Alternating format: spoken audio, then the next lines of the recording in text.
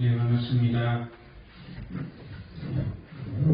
네, 한 주간 수고하셨고, 이번 한 주간 우리가 찬양과 말씀 우리가 함께 선포하면서 또 고백하면서 나아갔으면 좋겠습니다. 특별히 여러분들의 삶 가운데 물이 포도주가 되고 또한 눈먼자가 눈을 뜨게 되고 또한 어둠이 밝아지게 되는 그런 주님의 능력이 여러분과 저희 삶에 충만하기를 또한 일어나기를 소원합니다. 우리 그런 마음으로 우리 찬양 우리가 힘차게 선포하시면서 우리가 찬양했으면 좋겠습니다. 우리 함께 찬양하겠습니다.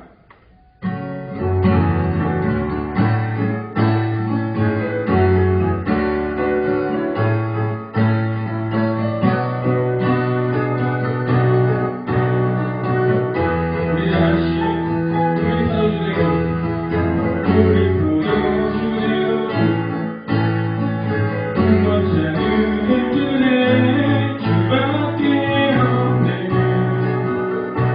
주가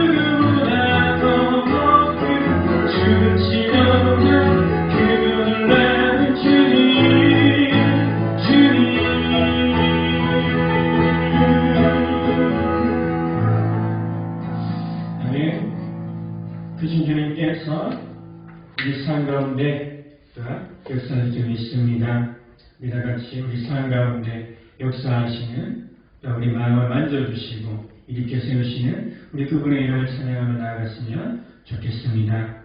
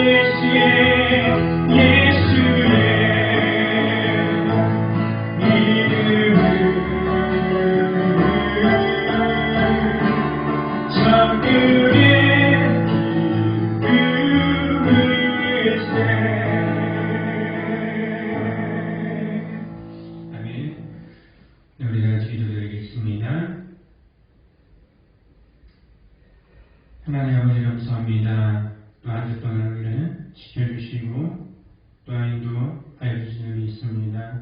우리가 이 시간 비록 함께 모여서 예배를 드리지 못하지만은 우리가 마음으로 함께 있는 줄 믿습니다. 그래서 그 함께 하나된 마음으로 하나님께 나아가는 줄 믿습니다. 주님께서 나아가는 자들마다 그 마음 주님께서 받아주시고 또한 상처받은 마음들 또한 지친 마음들이 있다면 주님께서 위로하여 주시고 만져주시옵소서. 그래서 언제나 우리의 소망 되시는 그분의 말씀 가운데 또한 시작되는 한 주 그 가운데 말씀 속에서 주님을 바라볼 수 있도록 주님 우리의 믿음의 눈을 열어주시옵소서. 감사합니다. 모든 것 살아계신 예수 그리스도 이름으로 기도드립니다. 아멘.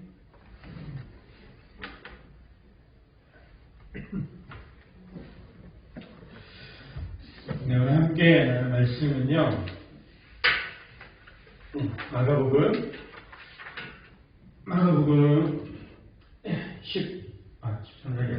3장, 마가복음 3장 13절에서 19절까지 말씀입니다. 신약성경 마가복음 3장 13절에서 19절까지 말씀. 네, 우리 한번 같이 읽겠습니다.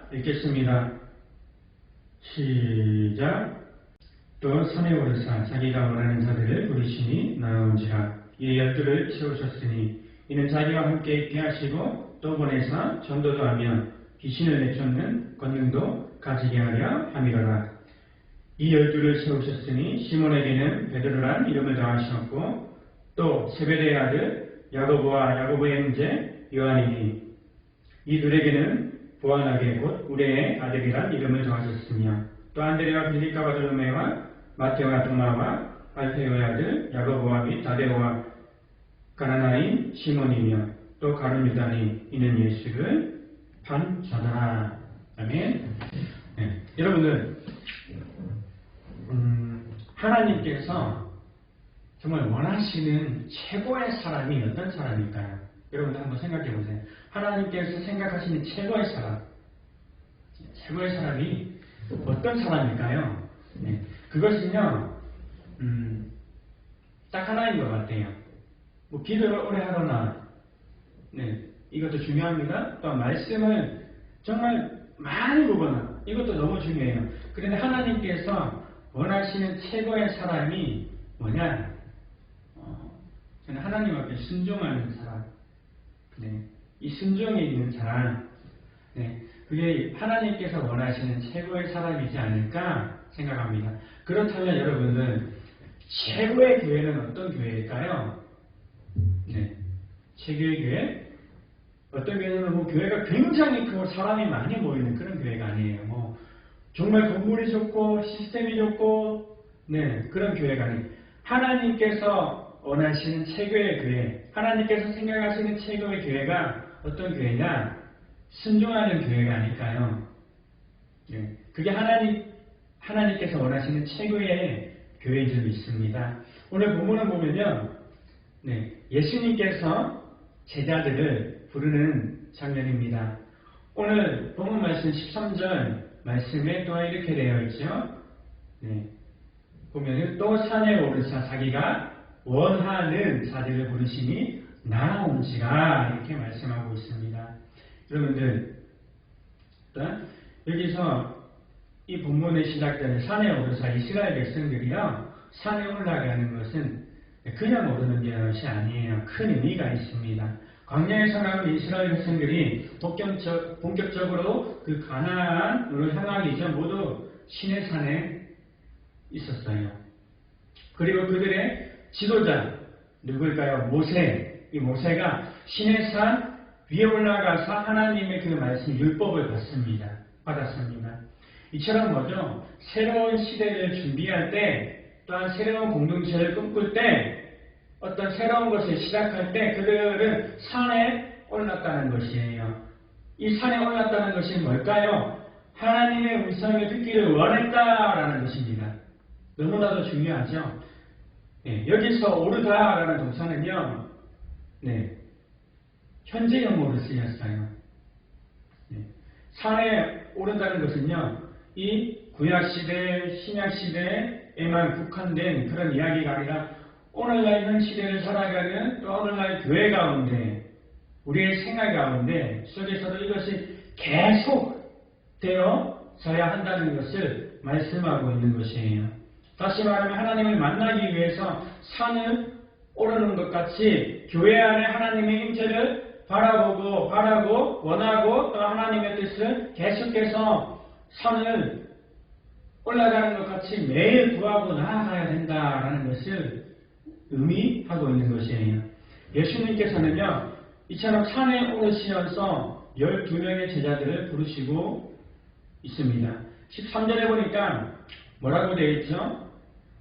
후반절에 자기가 원하는 자라고 말씀을 합니다. 이 의미는 또 무엇일까요? 바로 하나님이 원하시는 자라는 것이죠. 주님을 섬긴다는 것은 또한 예수님을 믿는다는 것은 무엇일까요? 내가 하고 싶은 일을 하는 것이 아니에요. 오늘 말씀해 보니까 뭐죠? 즉 내가 믿는 예수님께서 원하시는 일을 하는 것이요 예수님을 믿는다라는 것입니다. 즉 하나님의 일을 하는 것이죠. 그리고 하나님의 일은요 하나님께서 원하셔야 시작되는 것이지 내가 원한다고 그냥 시작되어지는 일이 아니라는 것입니다. 그리고 하나님은요 하나님께서 원하시는 사람들을 부르셔서 그 하나님의 일을 행하게 하신다라는 것입니다. 그런데 우리 주님이 어떤 사람들을 원하셨는가 그 기준이 정확하게 소개되어 있지 않고 있어요. 오늘 본문에 보니까 누가복음 6장 12절 13절을 보면요 예수님께서 산에 가서 밤이 낮도록 막 기도하시고 난 뒤에 날이 밝아졌어요. 밝아지고 그 다음에 12명을 불렀다는 것이 기록되어 있어요. 그 12명의 사람들을 불러서 사도로 임명하셨다고 누가복음 6장 12절 13절 말씀을 보면요 이렇게 기록하고 있습니다. 말씀하고 있습니다. 12명의 사도를 임명하셨는데 이 12명이 주님을 선택한 것이 아니에요. 주님께서 이 12명의 사람들을 선택하셨다라는 것이에요. 그리고 이들을 주님께서는 과연 어떤 기준으로 이 12명의 사람들을 불렀을까요? 주님을 부르신 이 12명의 사도들의 이름이 소개되어지고 있습니다. 이 12명의 사도를 보면 지극히 평범하고 또한 별 볼 일 없는 사람들이었다는 것이 특징이에요. 당시에 갈릴리 바다에서 고기나 잡던 어부 출신이거나 또 뭐죠? 로마의 앞자리가 되어서 세금을 받아내던 세리 또한 지극히 알아주지 않았던 무명의 사람들을 예수님께서 선택하셔서 불렀다라는 것입니다. 특히 여러분들 세리 같은 직업은 어떤 직업일까요? 그 당시 사회적으로 정말 평판이 좋지 않던 그런 직업이었어요. 그래서 세리 같은 직업은 당시 종교에서 어떤 조그마한 자리도 차지하지 못했어요. 그리고 이 세리의 직원은요, 심지어 어떤 법정에서 있잖아요. 이 세리의 증언을 받아주지 않을 정도로 세리라는 직업에 대해서 유대인들은 증오하고 있었어요. 이스라엘 사람들은요. 그런데 그런 직업이었는데 사도로 부르심을 받으니 12명의 12명의 사람들의 그 배경을 기초로 분석해 보면요. 잘난 것이 하나도 없다는 것이죠. 너무나도 부족함이 많은 사람들. 네. 성숙이라는 단어하고 거리가 먼 자들이었어요. 완벽이라는 그 단어와는 정반대인 사람들이었어요. 그런데 예수님은 이들을 사도로 원하셨고 불렀다는 것이에요. 그런데 몇몇 제자들에게 이름을 주셨어요. 이 시몬에게는 우리가 잘 아는 베드로라는 이름을 주셨습니다. 본명은 시몬이고 베드로가 예수님께서 지어주신 새 이름이에요. 이 베드로란 이름의 뜻은 반석입니다. 반석이란 흔들림 없는 굳건한 돌을 뜻하고 있어요. 그리고 사복음서의 베드로를 보면요. 이 베드로가 아주 성격이 급하고 변덕스럽고요. 저녁과 아침 그 성격이 전혀 다릅니다. 다를 정도로 그 감정 기복이 정말 심한 사람이었습니다.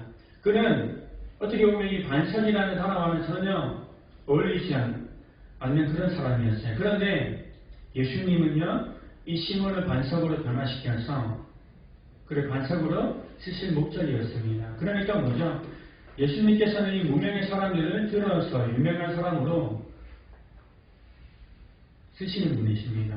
이 시몬을 불러서 베드로란 이름을 주시고 반석같이 이 베드로를 세워서 사용하셨다라는 것이죠. 17절에 보면은 예수님의 다른 사도 세베대의 아들 야고보와 요한이 또한 소개되어지고 있습니다. 이 두 사람의 형제입니다. 그런데 이 두 사람을 주님께서 부르셨어요. 그리고 이들에게 이름을 주셨어요. 보아너게라는 이름을 새롭게 주셨습니다. 그런데 여기서 보아너게라는 말은요, 뭘까요? 우레의 아들. 그런 뜻입니다. 그런데 이 세베대의 아들 야고보와 요한이 우레의 아들이라고 합니다. 이것은 긍정적인 의미로 하늘의 메신저라는 그런 의미가 있어요. 그런데 부정적인 의미는 뭘까요? 사물을 파괴시키는 거죠. 그런 이미지도 있습니다. 그래서 어떤 학자들은요, 이렇게 이야기를 합니다. 야고보와 요한의 성격이 벼락 같았다고 합니다. 한마디로 뭘까요? 지하고 완전 사이코 같았다는 거죠. 시때때로 변하고. 그러니까 우리가 추리해 볼 수 있는 것은 이들이 성격적으로 분명한 것은요, 별로 좋지 않았다라는 것이죠. 그런데 이런 성격의 사람들이 주님의 그 부르심을 받아서 세워지게 되면 어떻게 될까요? 그 불같은 성격은요, 불같은 성격대로 불같은 열정의 사람으로 하나님께서 변화시켜 버린다는 것입니다. 오늘 본문에 보면요, 주님께서 이 사도를 불러세울 때 뭐죠? 약점도 많고요, 또한 문제가 있음에도 불구하고 그들을 불러서 사용하셨다라는 그런 사실이죠. 주님은 비록 약점이 많지만은, 문제가 많지만은 그 약점과 문제를 넘어서서 그들 안에 있는 잠재력을 보았다라는 것입니다. 우리도 마찬가지죠. 우리 한 사람 한 사람을 서로 바라놓고 바라보면요, 잘난 게 하나도 없어요. 정말 문제투성이인 것 같아요. 외모를 보면 어때요? 한숨만 나오죠. 다양한 사람도 제대로 된 사람이 없는 것 같습니다. 이 12명의 사람들 안에 있는 장점과 잠재력을 보고 그들을 불러 세우신 것 같이 저와 여러분들도 마찬가지로 하나님께서 우리 안에 잠재된 가능성과 큰 장점들을 하나님께서는 분명히 안다는 것이고, 주님께서 또한 오늘날 이 12명의 사도들처럼 우리들 또한 주님께서 불렀다는 것입니다. 그래서 우리가 뭘까요? 이 우리 안에 잠재된 많은 가능성과 큰 장점들 주님께서 분명히 알고 계십니다. 또한 이것이 나타나기를 원하십니까? 그럼 어떻게 될까요? 주님께서 불러주신 그 목적을 따라서, 사명을 따라서 주님 손에 붙들린 바 되어지면 우리 안에 있는 그 잠재력들이요, 나타나게 된다는 것입니다. 약한 자를 들어서 강하게 하시는 주님, 없는 자들을 불러서 부유하게 하시는 주님, 능력 없고 상처 없고 문제 많은 자들을 들어서 능력 있는 자들도 사용하시는 그 주님의 놀라우신 그 능력의 손길을 바라보면서 또 우리가 살아가야 된다는 것입니다. 약점에도, 많은 약점이 있음에도 불구하고 정말 부족한 것밖에 없음에도 불구하고 주님의 손에 붙들려 살아가는 사람들을 오늘날도 주님께서 그 사람들을 통하여서 오늘날에도 분명하게 일하고 계신다라는 것입니다. 중요한 것은 이 12명의 제자들이 주님의 그 부름을 받았을 때 한 가지입니다. 믿음이 좋은 것도 아니었어요. 지식이 많은 것도 아니었어요. 배경이 든든한 것도 아니었어요. 부족한 것, 문제투성이, 상처투성이 뿐이었어요. 그들이 하나 가지고 있던 것 뭘까요? 큰 능력이 있었습니다. 주님의 그 말씀 앞에 순종하였다는 능력이죠. 갈릴리 바닷가에서 고기 잡던 베드로와 어땠어요? 배와 그물을 버려두고 주님의 그 부르심에 순종하였습니다. 레인의 세간에 있다가 주님께서 부르실 때 그 부르심 앞에 그 많은 물질들을 내려놓고 주님의 그 말씀에 순종하였다라는 것이죠. 이들이 주님의 그 즉각적인 주님의 부르심 앞에 그들이 순종했다는 것이에요. 반응했다는 것이에요. 이들이 갖고 있던 지식보다 가문보다 실력보다 주님의 말씀에 순종하는 그 중심을 주님께서는 보았다라는 것입니다. 그래서 우리가 이 땅에 살아갈 때 믿음으로 순종의 길을 걸어가는 저와 여러분 되기를 주님의 이름으로 기원합니다. 그런데 여러분, 우리가 이 땅을 믿음으로 살아갈 때 너무나 힘들어서 힘들 때도 있고 넘어질 때도 많습니다. 14절 말씀에 이렇게 되어 있어요. 이들을 세우셨는데 이에 12를 세우셨으니 이는 자기와 함께 있게 하시고 또 보내사 전도도 하며, 여기서 먼저 중요한 것은 함께 계셨다라는 것이에요. 하나님의 임재하심을 의미하는 거죠. 예수님이 오시기 전까지 이스라엘의 지배했던 종교는 유대교입니다. 그러나 유대교에서는 생명이신 예수님을 믿지 않았어요. 유교의 그 실상을 지적하기 위해서 새로운 공동체, 예수님께서 함께 하시는 공동체라는 것을 우회적으로 표현하고 있습니다. 이 말씀을 보면요. 이게 뭘까요? 하나님께서는요, 우리를 부르시는데 그 목적이 뭘까요? 첫 번째 목적, 아주 중요한 목적은요, 우리를 부르셔서 하나님 나라를 확장하는 일에 우리를 부려먹기 위해서 불렀다는 것이 아니에요. 우리를 부르신 목적은 딱 한 가지입니다. 우리와 교제하기를 원하시기 때문에 우리를 부르셨다라는 것이에요. 많은 사람들이 착각을 합니다. 주님의 그 부르심 앞에 순종하는 것, 내가 그 말씀에 반응하고 하나님과 대화하는 것이에요. 하나님의 음성을 듣는 것이에요. 교제하며 나아가는 것이에요. 내가 하나님의 그 부르심을 받고 어떤 많은 일을 하는 것이 아니에요. 제일 먼저 하나님께서 부르신 목적, 교제입니다. 교제하기를 원하시기 때문에 불렀다는 것이에요. 우선 뭘까요? 우선적으로 개인 경건의 시간을 갖는 것이 너무나도 중요하다라는 것이죠. 성품에는 이 말씀을 듣는 것도 너무나도 중요합니다.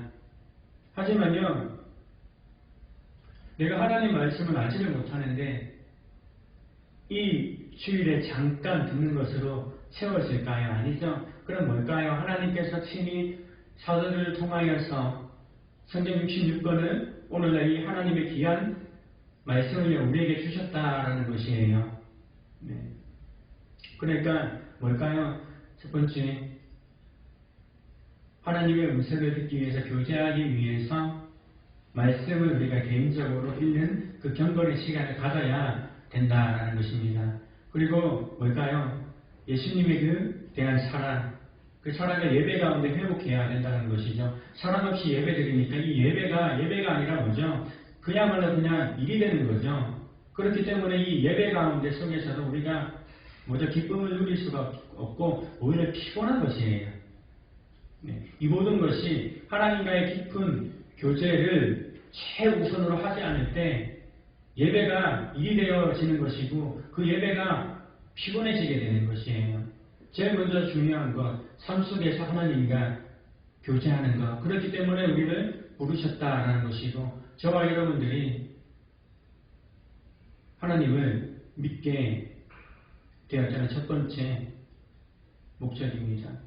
지금 우리에게도 주님께서 오늘날 그래도 함께 하신다는 것이에요. 이 사도들과 함께 있었듯이, 또한 죽으시고 부활하셔서 그 사도들과 늘 함께 하신 것처럼 오늘날에도 주님께서 함께 하시면서 우리에게 제일 기대하는 것 뭐죠? 우리가 예수님과 교제하고 그분의 성품, 인격을 닮아서 정말 주님을 닮은 제자가 되어서 살아가기를 원하신다라는 것입니다.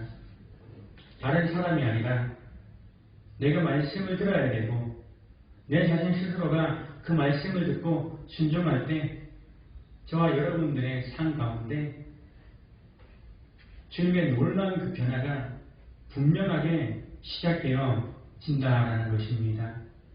오늘날 주님께 함께하면서 그분을 가장 경험할 수 있는 방법이 무엇이냐면요, 말씀을 알아가는 것이에요. 그리고 주님과 대화하는 것이에요. 기도죠. 네. 그리고 성경 66권을 통해서 그 음성을 듣는 것이에요. 그 음성을 들을 때 우리가 주님의 뜻을 알고 그 뜻대로 살아갈 수 있다라는 것입니다. 우리가 기억해야 할 것, 주님이 나와 함께 하시는 그 객관적인 증거는 내가 말씀과 함께 하는 것이죠. 말씀을 묵상하는 것이에요. 그 말씀이 바로 주님의 음성인 것이고, 주님의 제자, 주님의 사람은 그 음성을 듣기를 원한다라는 것이기 때문에 이 성경 66권을 묵상할 수밖에 없다는 것입니다. 네, 요한복음 10장 27절에 이런 말씀을 하십니다. 내 양은 내 음성을 들으며 나는 그들을 알며 그들은 나를 따르니라고 이렇게 말씀을 하셨습니다. 매 주일 목사님, 강도사님 또한 전도사님들을 통하여서 선포되어지는 이 성경 말씀을 통해서 또한 그 음성을 듣고, 또한 로마서 10장 17절에 보면 믿음을 들음에서 나며 또한 들음은 그리스도의 말씀으로 말미암았느니라. 네, 듣는 데서 그치지 않고 뭐죠? 그리스도의 말씀. 네, 성경 66권을 우리가 늘 가까이 하며 살아가야 된다는 것입니다. 우리가 명심할 것, 주님은 제자들과 함께 하시면서 지속적으로 그들에게 말씀을 들려주셨다는 것입니다. 우리가 그 말씀을 듣는 방법, 주님께서 이 사도들을 통하여서 쓰게 하신 이 성경 66권을 우리가 묵상하는 것이죠. 우리가 한번 생각해야 할 것이 있습니다. 매일 24시간 중에 얼마나 내가 말씀과 함께하는 시간을 갖고 있는지 우리가 우리 삶을 한번 점검해 봤으면 좋겠습니다. 하루에 몇 분이나 내가 그 말씀을 내 마음에 두기 위한 시간을 갖고 있는가. 그 말씀을 읽고 또 하나님과 대화하는 시간, 그 기도의 시간을 24시간 중에 몇 분을 또한 갖고 있는지, 투자하고 있는지 한번 생각해 봐야 된다는 것입니다. 그래서 주님의 말씀과 함께하는 그 시간이 주님과 함께하는 시간이라는 것을 또한 깨닫고 경험하고 주님의 임재를 또한 주님의 능력을 깊게 또한 체험하고 경험하고 나아가는 저와 여러분들 되기를 주님의 이름으로 소원합니다. 우리 다 같이 우리가 슬픈 마음 있는 사람 우리들이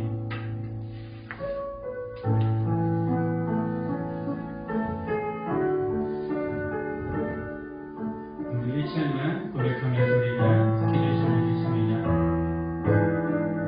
슬픈 마음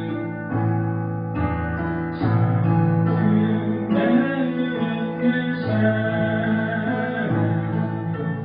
예수 이름 믿으며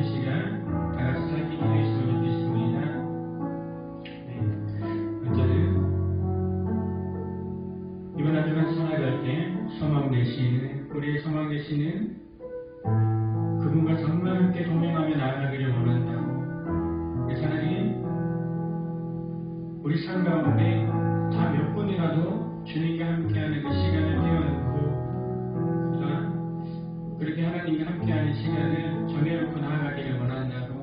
그런 삶을 살아가게 해달라고 우리가 그 부르심 앞에 순종할 수 있는 마음을 가지고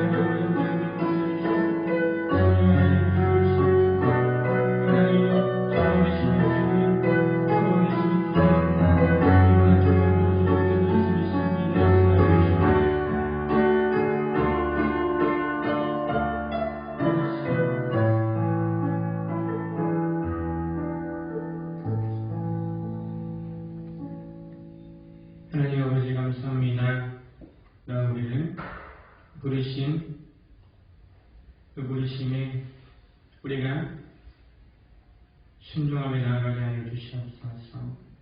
그 순종이 무엇인가를 우리는 이 말씀을 통해서 들었습니다. 주님과 함께하며 살아가는 것입니다. 주님 우리에게 함께할 수 있는 능력을 주시옵소서. 그리고 우리 아이들 환자로 살아갈 때 그 재정 속에서 건져내어 주시고 보호해 주시고 주님께서 끌어주시옵소서. 수능을 준비하고 있는 아이들이 있습니다. 우선도 주님께서 붙들어 주시고 주님 함께하여 주시옵소서. 감사합니다. 이 모든 것 살아계신 예수 그리스도의 이름으로 기도드립니다.